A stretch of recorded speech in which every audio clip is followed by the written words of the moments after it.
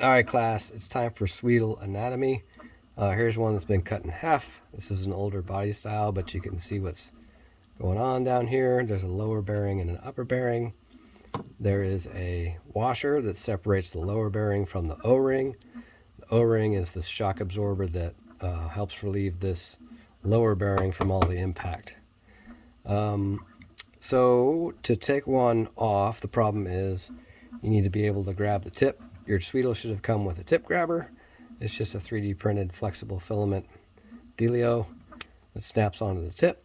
Use some pliers or channel locks or something to hold that. And then you got to grab the nut. A regular socket is sometimes too shallow. It won't quite grab that nut. So you'll need a deep socket. This is 7/16. 12 millimeter might work. And you just take it apart.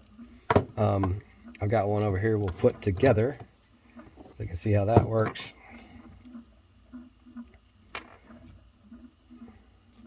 You can just kind of leave the bottom of the tip assembly just how it's supposed to be. You throw that upper bearing in. So the newer body style, it's not loose, but it's looser than it was. So it's easy to put in there. And then you just put that on. That upper bearing will want to kind of slide off. But it's okay if it's out. You basically just squeeze it into place as you go. And then the easiest way to get that nut on is to put it in like a shallow socket. And you kind of do it like that to get it started. There you go. That's the easy way to get it going. And then you use the tip grabber.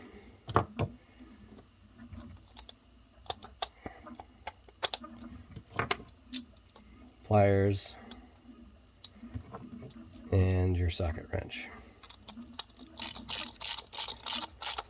And you can just kind of feel for it. You see how it's still spinning here. Once it stops spinning, you might turn it extra few times to make sure that the bearings are seated correctly, and then flip the wrench backwards and do maybe a half turn. And then you want to hear a tiny little click.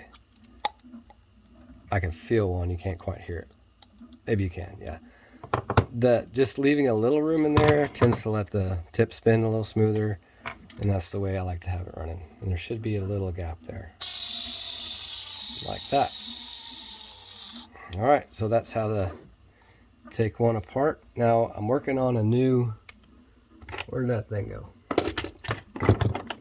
Working on a new neff nut.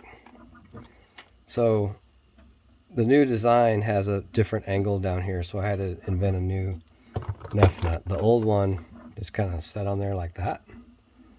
And this one, I don't have this one cut in half, but basically that angle just snugs up to the angle inside there, and it's kind of like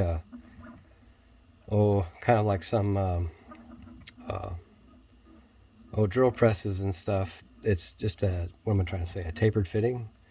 So I'm hoping that tapered fitting will give a snugger arrangement. So to put the neff nut in, I just throw it in there, get it on top of the nut down there, or the bolt, sorry. And you just kind of hold it in place. You just put your finger on one side of the wing and then start twisting this.